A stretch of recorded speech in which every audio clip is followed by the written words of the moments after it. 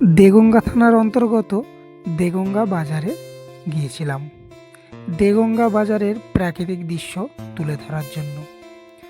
দেগঙ্গা সংলগ্ন যত অডিয়েন্স বন্ধুরা আছো, এই ভিডিওটি বেশি করে শেয়ার করে দিও এবং পেজটি ফলো করে দিও, সাথে একটি লাইক করে দিও, কারণ তোমাদের একটি লাইক আমাদের ভিডিও বানানোর উৎসাহ বাড়ায়।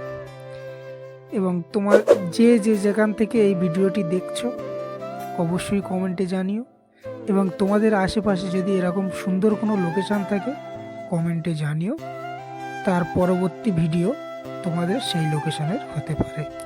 ধন্যবাদ।